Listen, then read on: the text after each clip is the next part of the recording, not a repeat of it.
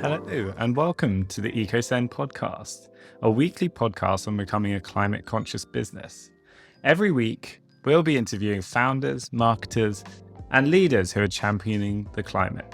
The podcast is hosted by myself, James Gill, co-founder and CEO of Go Squared, and the makers of EcoSend. If you run a business or are responsible for growing one, and you want to have a positive impact on the environment, then listen on. Every episode, our goal is for you to learn something and be inspired to take some action. Every single one of us making small changes and some large changes will add up. We're all in this together. So let's get on with the show. Thanks so much for listening. Now let's meet today's guest.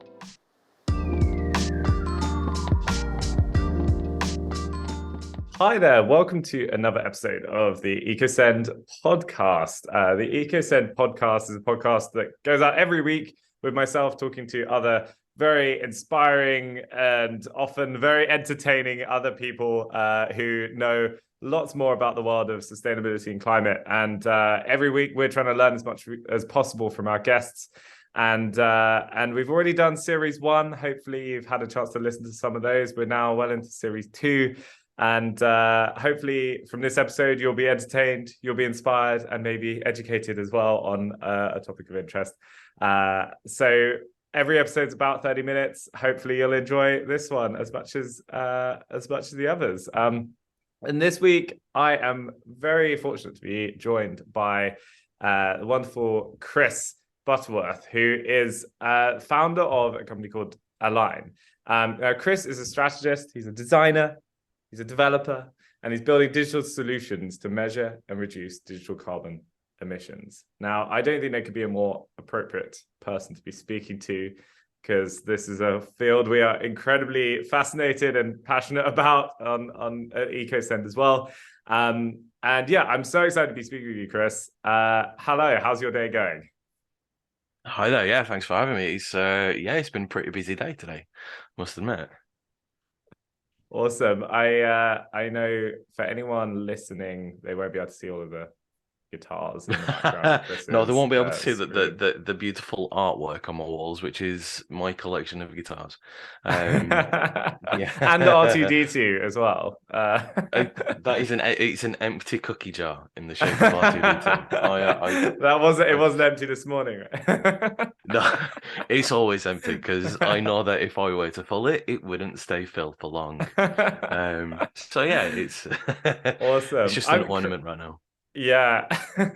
Chris, you're an incredibly talented individual, being all of the things I just mentioned: designer, developer, strategist, not only interested in the web technologies, but also climate and sustainability.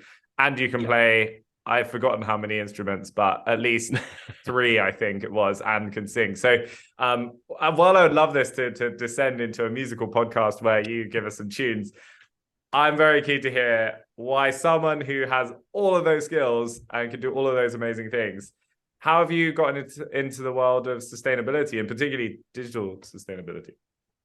It's a bit of an odd thing. So like I always thought my climate impact was always, my carbon emissions were always quite low. You know, I've been a massive advocate for using public transport, and wherever possible, I love walking and everything like that.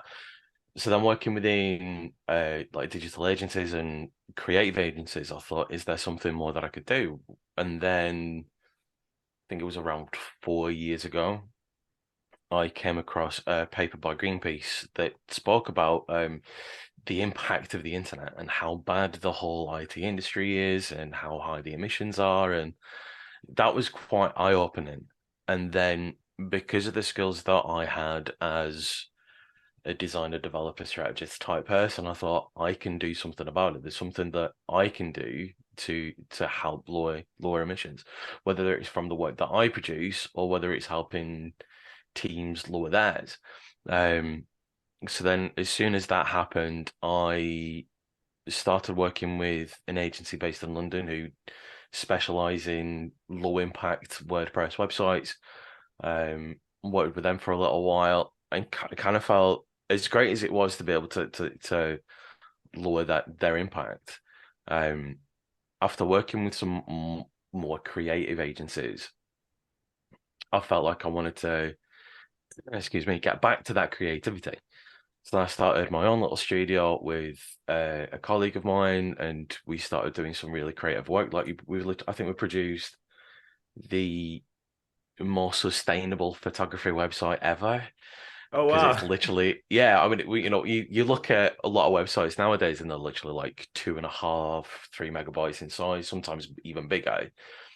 Photography websites tend to be the worst because obviously they are a lot of Huge huge amount of photos. imagery. And we managed to make one that was literally just a few hundred kilobytes in size for a homepage Wow. with a huge amount of imagery. And it's that for me. It's trying to find these solutions without sacrificing aesthetics. So that would literally work for around a year. And unfortunately, due to other kind of commitments and everything like that, it didn't work out. So Yeah, then yeah. that's when I set up Align, because I wanted to start to delve a little bit deeper. Um, Yeah. because digital is now something that we touch on like within our daily lives. Like pretty much Yeah. everybody has a smartphone nowadays. We were all searching Instagram or social media. We're all checking Yeah. emails. We're all sending Slack messages to our boss and everything like that. So it's some, Yeah. especially with remote working. So it's yeah. So it's kind of trying to go a little bit deeper, trying to understand processes, trying to understand businesses, and trying to work with them to then kind of create those small changes that have a massive impact. Um, Yeah. so I founded Align, I think it was February 2021. So literally like Right. just over Yeah. 2 years ago. Yeah, yeah. Oh, And yeah. In fact, happy yeah, birthday to Align thank you. then. Um, and then within the first few months of that, I started speaking to the CEO at Yard. I started talking to a guy called Stephen Briggs, um, who is a little bit older than I am, has a lot more wisdom than I am, than I have, and he literally said, I'm at that point now where I want to make a difference. I want to try and do something really good. I want to try and change our business to make it more sustainable. Um, so I had them as a client for a little while, and Mhm. then I think a few weeks later, he just went, "Can we acquire you?" Mm. And I'm like, "Okay." It's an interesting conversation that I don't think I'd ever foresee happening, especially only 6 months after founding a company. But yeah, it happened. Uh, so in October that year, yeah, Yard acquired a line to form Yard Group, and I kind of have now got two roles because I obviously still do the day-to-day stuff for Align, but then also do a lot of the sustainability stuff for Yard as well. Amazing. That's I think that's possibly, is that not one of the quickest turnarounds from The quickest, founding a I company think it to might be one of the quickest acquisitions client? ever, There's a but record somewhere in there, I'm sure. Well, yeah, congratulations on that journey. That's incredible. thanks. And so yeah, how does it work then with a client coming on board? Because I guess, it's typical for a client to come along and want a website, a very shiny website, a fantastic website, and makes us look amazing. How do your clients come in already with an objective of having sustainability on their agenda? Is it your job to put sustainability on their agenda? How do you deal with those debates sometimes where, well, it sounds like you managed to masterfully navigate things with that photography website, but like how do you deal with sometimes the compromises that maybe need to be made, either to sustainability to make the site look great, or to the aesthetics and shininess, for want of a better word, to address the I, sustainability I, side? yeah, I mean, I think a lot of the time, especially on like marketing focused websites, there's a lot of fluff. There's a lot of things that Yeah. make you just go, ooh, that looks really pretty.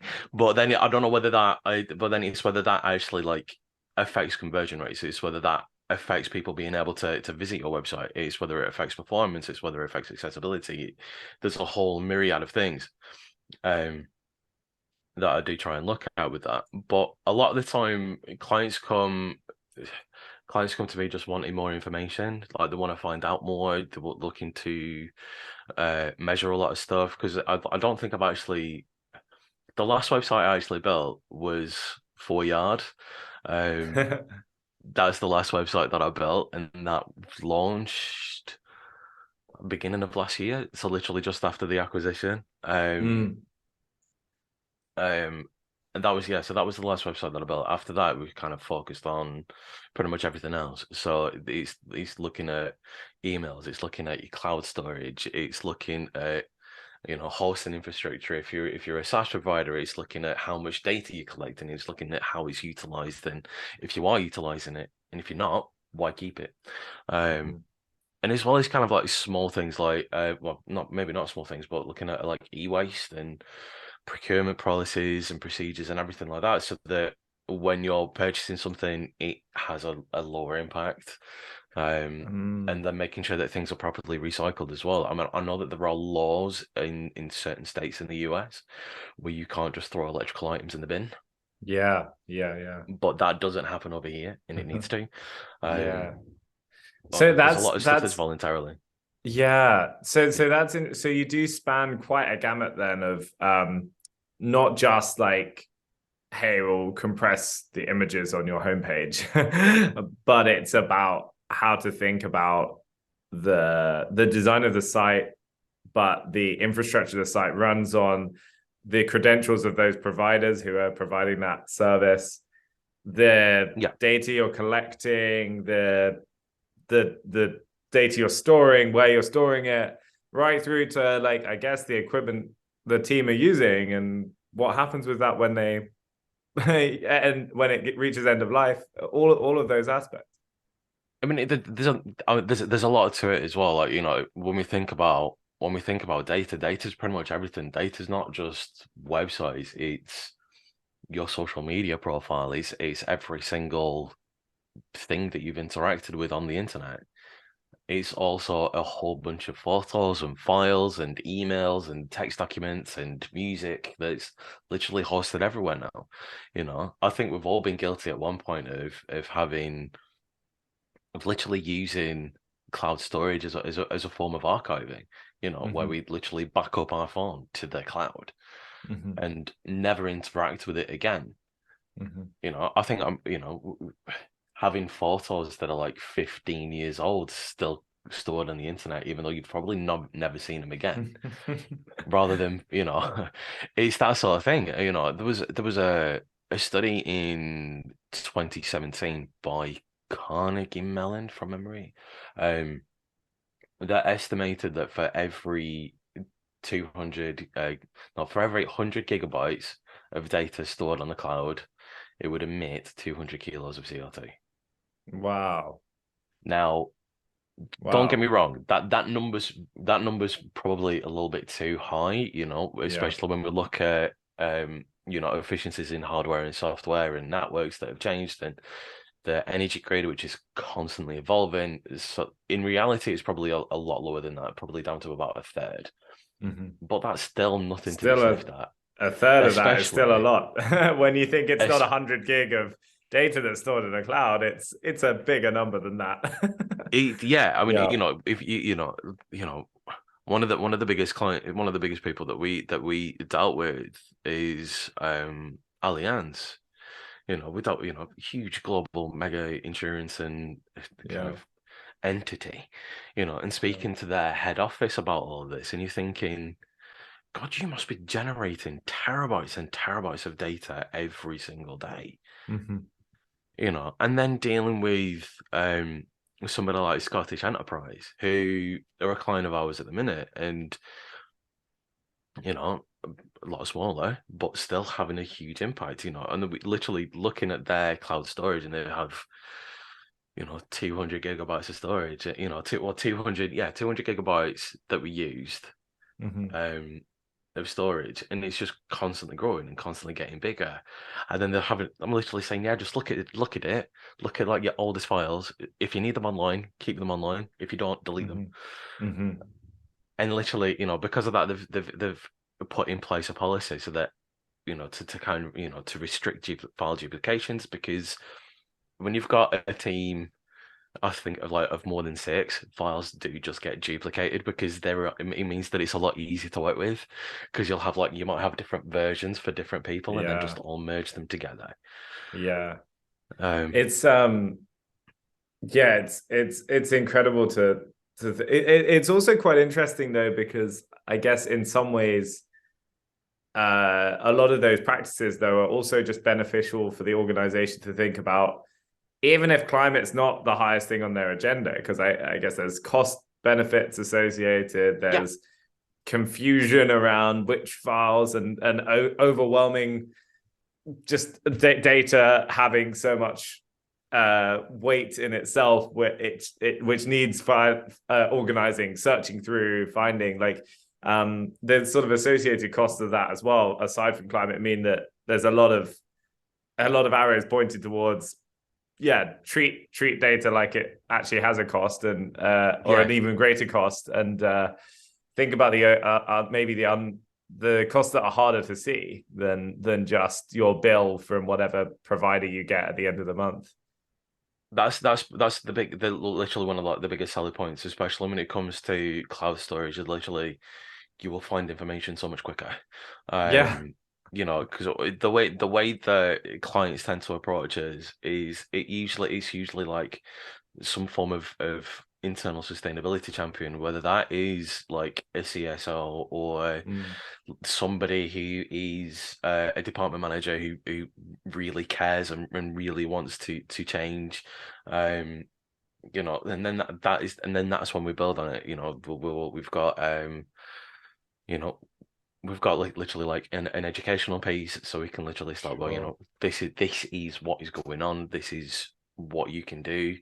Then we do helps with like audits and measurement and creating these reports. And then yeah, it's then up to them to help to start doing the next steps. I mean, we've got policies in place that we can supply. Um, yes, for people to take the first step, but it's up to them to kind of adhere to them and actually do Mm. something. Like we can't force them. As much as we want to do, we can't force them to do it. Yeah. But yeah, I Do you mean, find things that are all it's well. sorry to cut you off there, Chris. Do you find that you're brought in by the people that want to make change in the organization, or like how does that engagement start? Because I guess for some of these larger companies, they must have a lot of other things going on, not just climate Yeah, related, but even on the climate agenda, like huge offices, huge other areas where there's tremendous impact, and getting digital on that agenda and part of that conversation. I'm just intrigued by how they end up talking to you, and how that happens from within a big organization like that. um, I mean, it tends to happen like after I've spoken somewhere, or if they've found me Yeah. somewhere, I don't quite know how. Um, Magic. it just magic happens and people know my name. Um, but yeah, I mean, it is, it is one of those things. I think digital has become just another tick box. I think with more and more people talking about it now, it's the momentum is growing for change to happen. Um, Yeah. I'm not quite sure how long that's going to take. I'm not quite sure how long it's going to be before sustainable, digital sustainability is an everyday thing. It's Yeah. definitely getting there. It's definitely getting there, but it's not quite there yet. Um, so yeah, I think a lot of organizations see it as a tick to box, yeah, a box to tick, Yeah. um, But rather than something that really drives it. But then with it, there are other benefits, especially when it comes to, as you said, like cost savings. mm, Um, there's if you focus on websites again, which seems to be what everybody talks about within digital sustainability, there's the whole performance side of things. So, your website loads quicker, conversion rates can be a little bit higher because of that. It can rank a little bit better in search engines. You can tackle accessibility issues by being more sustainable as well, because a lot of the practices are for accessibility too. Um, So yeah, and because of that, it massively helps. It also helps with this idea of data poverty.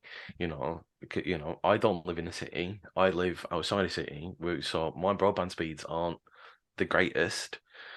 If I literally go less than a mile down the road, that speed drops by half. Yeah, We're still under yeah. but the thing is that we're still under the same council. So we still have the same like collection days. We, for Yeah, even something simple like bins, we still yeah. have the same bus routes. Trying to find that information online is literally 4 times quicker for me than it is that person down the road. Yeah, yeah. Whereas if the website was more sustainable, then it would load quicker for both of us. Yeah. Yeah, it's sort of, again, all those arrows pointing towards a better way to do things with maybe a slightly different set of priorities that just has the net benefits are just so much greater for so many more people. And Yeah.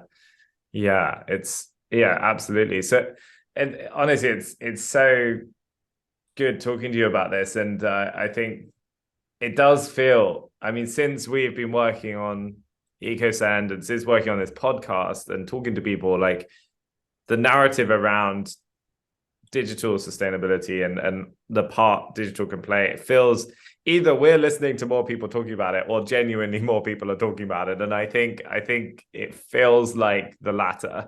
And you're seeing more and more things popping up, whether it's businesses trying to do something about it, people writing about it, and raising awareness about it, people going into careers trying to do something about it. And some people are making, People starting companies to do this. yeah. Well, yeah, I was also gonna segue into making tools to try to do Yeah. something about it. And I know from I think the reason we ended up starting to talk to each other and so chatting was you've been tinkering and hacking away on a little tool yourself. So I'm keen for listeners to hear a little bit more about that and hear about what you've been thinking there, Chris.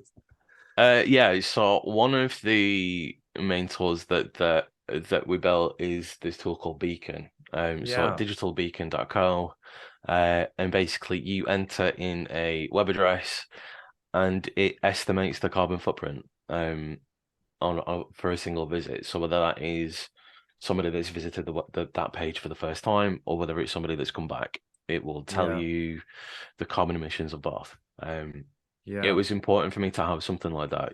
There are other tools out there that give you like a single number, website carbon or eco grader being Mhm. one of them, or being two of them. But as somebody with a technical background, I'd want that little bit more information. Mhm. I'd want to be able to take that information and to be able to do something. I'd want to know where that footprint comes from, what's creating it, and how can I lower it. So that was the main focus behind it. I'm working on like version 2, which is going to be like a complete redesign and rebuild. Um, and as part of that, also looking at emails as well, because as I said earlier on, like what for within digital sustainability, websites are like the tip of the iceberg. There's Yeah. so much more to it. When we consider, I think I send more emails than webs in a day than I visit websites. So I think for Yeah. me that could be my biggest impact.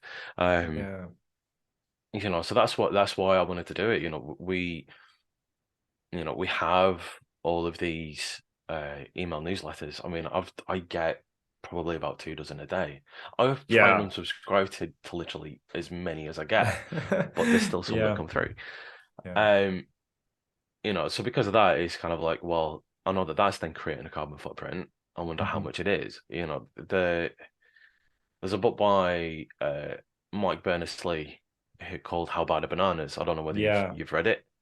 Yes, yeah, I know that's come up on a few episodes of this show. Yeah, it's hard to not forget that It's title. hard it's hard to avoid that book. It's literally everywhere.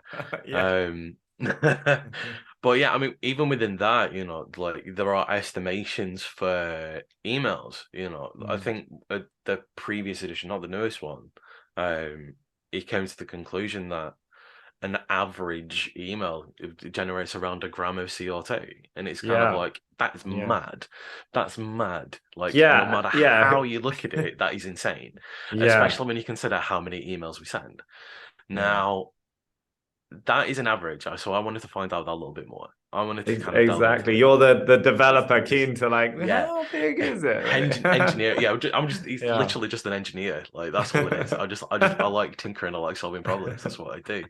Um, so yeah, so then I wanted to find out that a little bit more. So one of the things that I have started to build is a version of Beacon for emails.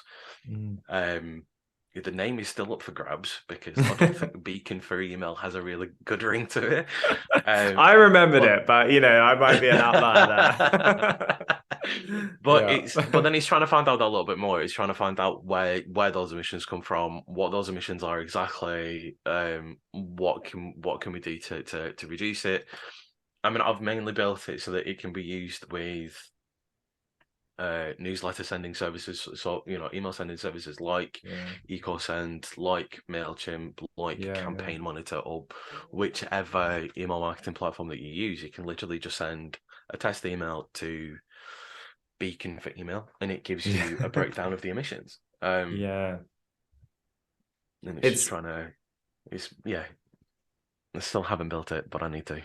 No, it's honestly it's so interesting because obviously this is a topic extremely near and dear to our hearts, and something we're continuing to try and figure out as best we can as well. And I think one of the things we've struggled with along the way has been getting, as a team of engineers and problem solvers ourselves, like when you've got someone who's written a book and everyone going off of that number, but it's still, the number almost makes you ask more questions than it answers then, of like, well, how do we, what are the levers we can pull to reduce that, and how do we know whether we're doing a good or a bad job, and what should we pay attention to and what shouldn't we, within even just this slim tiny vertical of like marketing email, for instance, or personal email. And I think it's such a rabbit hole of questions that start being asked, and I think one of the challenges we've found is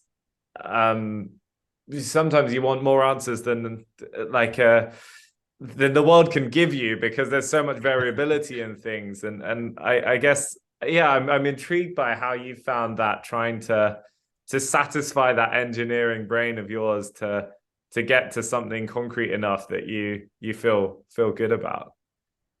It's I mean, it's been an interesting thing. It's more, for me, it's kind of, it's finding a way of having some form of benchmark, isn't it? Like, to know where you're going and to know that you're having an impact, you need to know where you are right now.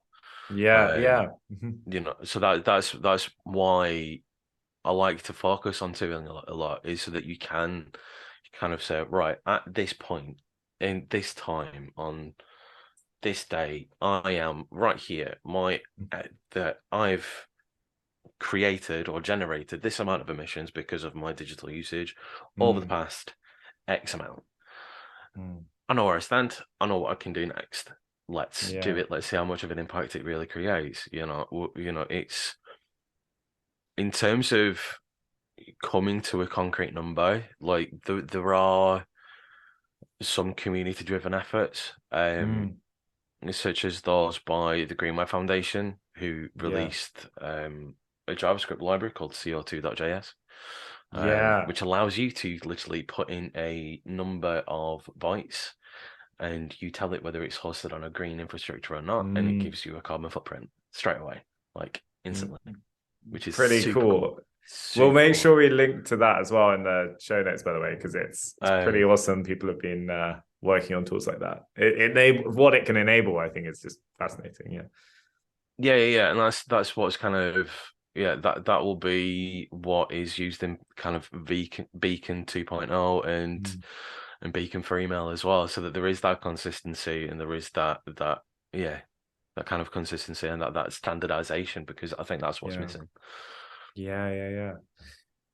Absolutely. I feel like, yeah, we'll put a lot of these links in the notes, because there's so I can sense myself wanting to go and check all these sites out. So hopefully if anyone's listening, they will also feel that. I feel like we're almost at time, Chris, but like Mhm. I don't know, maybe one more question would be like, what do you see the future looking like for your industry? I mean, maybe if you could answer that in like 30 seconds. 30-second answer. No, That's a no, don't challenge and a worry. Don't worry. half. Yeah, I'm Um, joking. I'm joking. I know that requires a little bit more contemplation, but yeah, any trend lines, anything you see becoming bigger and bigger as over the next, I don't know, dare I say years? I feel like things move so quickly. I can only see it getting bigger. I can only see more and more people talking about it the same way that they talk about greenwashing, the same way that we talk about just marketing in general, and the way that we talk about climate change. I think digital Yeah, will always be a part of that now. yeah, Um, I think because digital is such an umbrella term that it's massive, it's huge, it creates more emissions the aviation industry, it's and it's expected yeah, to grow. Like I think it was, I mean, it was even reported on the BBC. That like in 2020 it was responsible for 3.7% of all global carbon emissions. yeah, The aviation industry was 2, yeah, and yeah. it's It's expected to grow. We're expected, yeah, like, by 2030, it's expected to be at 14%. It's like that's just humongous. Where is that coming from? And there's lots of little fringe movements around it that I see as helping. When we yeah, look at e-waste and reducing that, the right to repair movement, um, yeah, things like Fairphone, where you can literally just buy parts. I know that Microsoft have released a laptop where you can literally repair it yourself as well. Um, this it's all just gonna happen really, really quickly. It's gonna slowly build momentum, and then it's just gonna explode. yeah. Hopefully so, because yeah, I don't think not many people in the world are. You don't see many people putting their phones away too much and not using the internet so much. The trend lines are only going one way in terms of that consumption. So, I Yeah, think there's a lot on all of us to be thinking about this as the creators and builders of those products and services going forward. It's yeah, yeah. I'm not sure whether there's gonna be like any form of like education piece, because obviously mm, one of the things that I do a lot is like education and training, whether that's through webinars or like hands-on training to kind of teach people how to be more sustainable digitally. yeah, And I don't know, yeah, but a lot of that is aimed at organizations. It's aimed at businesses. It's not aimed at people. It's aimed at yeah, organizations where you might behave one way at work, and then as mm, soon as you get home, you behave completely differently, and then it's yeah. kind of undoing all of the work that you've done. Yeah, yeah, perhaps there will be. Hopefully, there can be more. Maybe more on the consumption side to try and alleviate some of the natural growth, if with people being more conscious and more responsible with their choices. Yeah. Yeah, I I'm definitely going over time here, Chris. I apologize, No, it's quite all but right. Don't worry. it's and we haven't even had a song from you yet. No,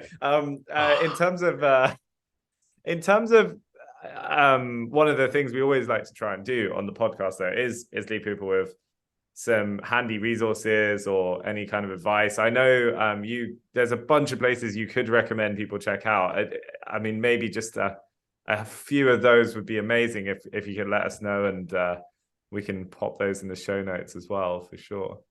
Yeah, I mean, I mean, shameless plug, but the Align website, Align.to, Yeah. is probably one of it's a good starting point really, because then you'll kind of read some of the thoughts behind it. We've got a bit of a content hub, a bit of a glossary as well to help define some of Okay. the Yeah. terms. Um, there's also sustainablewebdesign.org. There's Digital Yeah. Beacon. There's the Green Web Foundation. There's Branch Magazine. if you want to go a little bit deeper, there's climate action tech. Oh, I could just start reeling all of these off. But These are I all think great. That will do. That will do very nicely. Maybe normally we maybe get one link, but that's I could that's a, literally a just start listing fantastic them. I resource. could yeah, Well, really just start listing resources. I guess there may be some of these on the Aline.to website as well. So like, you know, maybe in the odd link, or they can find you online somewhere, Chris. Yeah. And Yeah. I'm sure you'll be talking more about this. So yeah, thank you. I feel like that is very nicely wrapping up a wonderfully informative, inspirational, entertaining show, Chris. Thank you so much. Thanks for having me. Yeah, thank you for being here, and thank you to anyone listening. Really appreciate you tuning in. Please do make sure you tell others about the podcast if you found it valuable. Honestly, hopefully, with letting more and more people know about this, and Chris mentioning about the importance of more of us being responsible with the decisions we're making in our lives, whether as consumers or as makers, as creators, as builders of companies. Yeah, hopefully you've enjoyed the show. We look forward to bringing you many more episodes in the future. If you've enjoyed it as well, of course, please let us know via a rating of some sort or a comment on the podcast player of your choice. And we'll catch you next time. So thank you again, Chris, and speak soon. Thank you.